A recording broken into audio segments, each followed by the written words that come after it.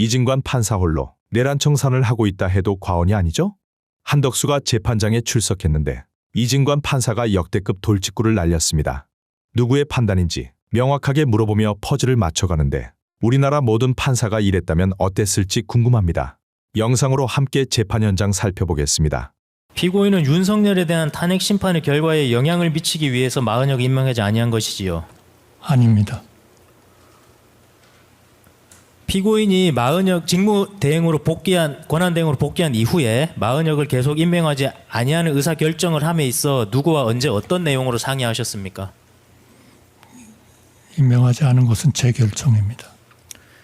당시 비서실장 정진석, 민정수석 김주현은 이 마은혁만 남았잖아요. 마은혁 임명 관련 사안에 대해서 피고인한테 어떤 의견을 개진하거나 논의한 사실 있습니까?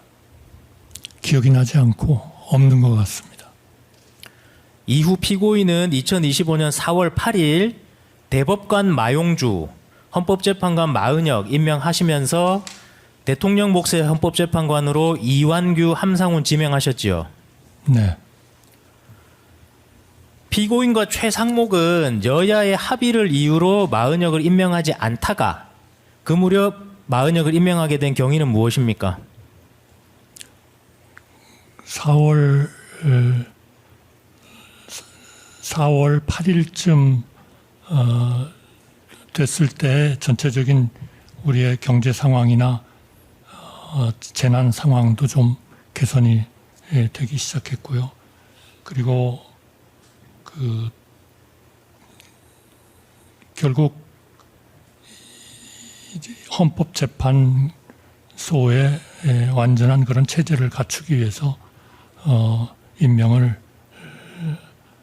해야 됩니다만 바로 또 10일 뒤에는 두 분이 또 임기를 마치고 나가시게 돼 있어서 그렇게 하더라도 또 두 명이 결혼이 돼서 7인 체제가 되는 그러한 그 상황이었습니다. 그래서 저희는 그렇게 마은혁 후보님과 마영주 후보님 이렇게 전체적인 헌법재판관 내지는 그 법률 관련 이거를 채우면서 눈앞에 보이는 두 분의 또 결혼을 조금이라도 좀 줄이기 위한 그런 노력을 하는 것이 국가를 위해서 권한대행으로서 해야 되는 일이 아닌가 그렇게 믿었습니다. 50일형 생략하겠습니다.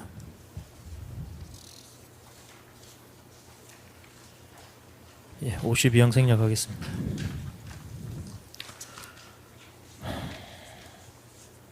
피고인은 당시 담화문에서 그 이완규, 함상훈 이제 지명할 때 담화문입니다. 제가 간략히 좀 읽어드릴게요. 임기 종료 재판관에 대한 후임자 지명 결정은 경제부총리에 대한 탄핵안이 언제든 국회 본회의에서 의결될 수 있는 상태로 국회 법사위에 계류 중이라는 점, 또한 경찰청장 탄핵 심판 역시 아직도 진행 중이라는 점 등을 고려하였습니다라고 밝히셨는데요.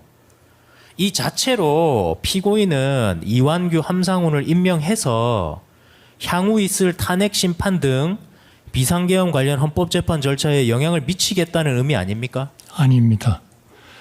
다만 그 예는 헌법재판소가 상당한 그런 그 업무에 과중에 걸려 있다라는 하나의 예로서 말씀드린 것에 지나지 않습니다. 50사항입니다. 피고인은 조희대 대법원장이 제청해서 윤석열 대통령이 2024년 12월 13일 임명 동의안을 국회로 송부한 마용주 대법관 후보자에 대해서 국회가 2024년 12월 27일 그 임명 동의안에 대해 가결한 사실 알고 있으시죠? 네, 알고 있습니다. 피고인은 이완규, 함상훈을 헌법재판관으로 지명하면서 마용주 대법관도 그날 임명했는데 권한대행이었던 피고인하고 최상목은 왜 그 이전까지는 마용주 대법관 임명하지 않은 것입니까? 저는 그게 전체적으로 그 업무의 권한 대행에 대한 업무의 과중 이런 것들 때문이었지 뭐 딴 이유는 없었습니다. 그리고 모든 분들을 이제 그런 그 헌법기관의 체제 자체를 완전하게 만들기 위한 그러한 노력을 다 같이 할 때 그때 하게 되었습니다. 예, 순서를 좀 바꿔서 묻겠습니다. 56-1부터 56-3을 먼저 묻겠습니다. 피고인은 김주현이 2024년 12월 11일경부터 2025년 2월 20일경까지 법원 행정처장 천대엽과 휴대전화로 문자 메시지 주고받고 통화한 사실 알고 있으십니까? 모릅니다. 김주현은 천대엽과 마용주 임명 문제로 통화한 것으로 추측한다고 진술했었고요. 천대엽은 진술서를 제출해서 마용주 임명을 독촉하는 내용으로 민정수석인 김주현하고 통화를 했다고 합니다. 이런 내용 알고 있으세요? 모릅니다. 김주현이나 정진석이 마용주 임명 독촉과 관련된 천대엽의 연락에 대해서 피고인한테 보고하거나 논의한 사실 있습니까? 없습니다. 그럼 지금 대법원 쪽에서 법원 행정처장이 대통령실에 전화를 걸어서 마용주 대법관 좀 빨리 임명해달라고 독촉을 하고 있다는데 지금 임명 안 해준 거거든요? 특별한 이유가 있었던 것은 아닙니다. 피고인하고 최상목은 56항입니다.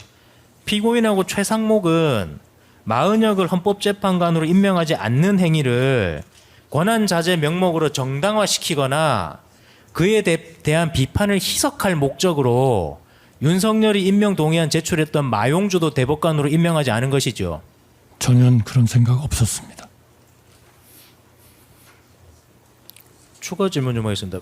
피고인 제가 당연히 대통령실 근무를 해본 적은 없는데 사법부의 법원 행정처장이 마용주 대법관 임명해달라고 민정수석한테 전화를 했는데 이러한 내용이 권한대행한테 보고가 안 될 수 있는 구조입니까? 잘 모르겠습니다. 57항입니다. 2025년 4월 8일은 이미 윤석열이 파면된 상태였으므로 2025년 6월 4일 내에 선출될 새로운 대통령이 대통령 몫의 헌법재판관을 임명하는 것이 12.3 비상계엄으로 인한 사회 분열과 정치적 갈등 등을 해결할 수 있는 방법 아니었습니까? 하루라도 빨리 그 공석이 예견되는 그러한 분들에 대한 공석을 충원시킬 수 있는 방법이 있다면 해야 된다고 믿었습니다. 순번 152번 김주현 피의자 신문 조서 중 2048쪽 11행부터 14행까지 제시하겠습니다.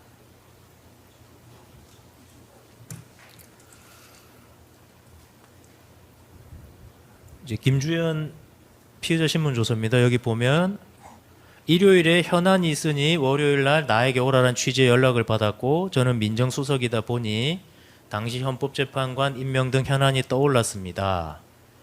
장소가 정확히 기억은 나지 않지만 제가 4월 7일 오전 9시에서 10시 사이 아침에 총리님을 뵈러 갔습니다. 라고 진술하고 있습니다. 피고인은 이완규 함상훈을 헌법재판관으로 결정입니다. 지명 전입니다. 결정하기 전날인 2025년 4월 6일 일요일에 김주현에게 연락해서 4월 7일 월요일에 피고인을 찾아올 것을 지시한 사실이 있죠. 제가 그게 기억이 조금 명확치가 않았는데요. 4월 6일인지 4월 7일인지. 그러니까 4월 7일은 지명하기로 결정하신 날이고요. 김주현 피고인 만나서요. 그거는 다 뭐 사실관계가 확인됐으니까 김주현 피고인 만난 날이 4월 7일이고 김주현 피고인은 4월 6일에 하루 전날 나 보러 오라고 지시했답니다. 피고인이. 네, 제가 그 부분은 좀 기억이 정확지는 않습니다. 그러나 저는 아마 수사기관 진술에서는 4월 7일 날 아침에 연락한 것으로 그렇게 아마 진술을 한 것 같은데요. 예. 예, 기억 안 나시면 안 나신다고 하면 됩니다. 네. 피고인은 당시 김주현에게 직접 연락하신 겁니까? 직원을 통해서 김주현에게 통보하신 겁니까? 직접 연락한 것 같습니다. 당시 피고인이 김주현에게 최초 연락하실 때 김주현에게 헌법재판관 지명과 관련된 사항이라는 그 용건을 밝히셨습니까? 제가 그 수사기관 특검의 진술을 할 때인가요? 특검께서 저한테 질문을 대통령목 헌법재판관 2명을 임명하려 하니 오라 그렇게 얘기했죠. 그래서 제가 그렇게 했다 그렇게 말씀을 드린 것 같습니다만 정확히 그 내용을 그렇게 박았는지는 잘 모르겠습니다. 그러나 하여튼 헌법재판관 그 임명이라는 것을 아마 알 수 있도록 얘기는 했을 것 같습니다. 그럼 좀 순서 바꾸는 건데 좀 추가 질문하겠습니다. 제가 질문한 거는 피고인께서 언제 불렀든 김주현을 최초로 부르셨을 때 대통령국 헌법재판관 지명 관련 사항이라고 이제 용건을 말씀하셨냐는 건데요. 알렸을 것 같습니다. 예, 그래서 왜 이걸 여쭤보냐면은 당시 피고인께서 이 지금 입장은 당시 김주현이 법조인 10여 명의 명단에 기재된 리스트를 가지고 왔다고 하셨잖아요. 네. 그러면은 용건을 말해야 피고인 김주현이 그걸 가지고 올 것 아닙니까? 네, 어쨌든 그런 취지를 전달을 했을 겁니다. 61항입니다. 피고인은 2025년 4월 7일 오전 9시에서 10시경 정부 서울청사 총리 사무실에서 김주현과 헌법재판관 지명사항 논의하셨죠. 네, 당시 국무총리 비서실장 손영태, 국무조정실장 방기선이 배석을 한 겁니까? 네, 피고인은 당시 김주현으로부터 법조인 10여 명의 이름, 경력, 현재 직책 등이 기재된 리스트를 받아봤다는 거죠. 네, 피고인의 기억에 당시 리스트는 그 한 장에 표 형식으로 기재되어 있었다라고 진술하셨는데 맞습니까? 네, 저는 그렇게 기억합니다. 피고인은 그 리스트 보시고 나서 김주현에게 돌려주셨습니까? 네, 돌려줬습니다. 66항입니다. 피고인은 그 당시 뭐 기억이 좀 나시는 것 같은데 그러면 뭐 4월 6일이든 4월 7일이든 지금 피고인이 김주현 피고인한테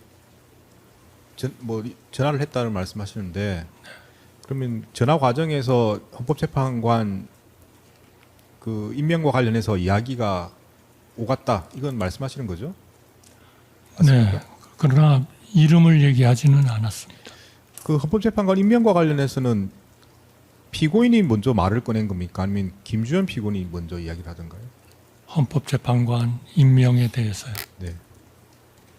그러니까 2명 지명한 것에 대해서 네.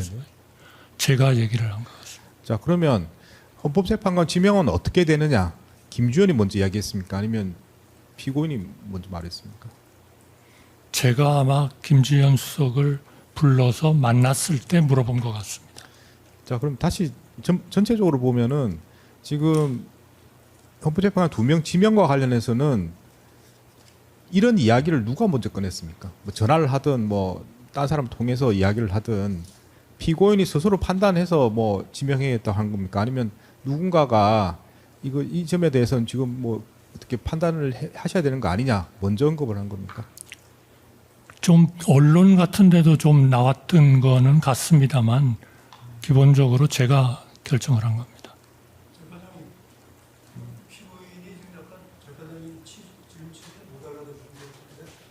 저한테 말씀하시죠. 네네. 네네.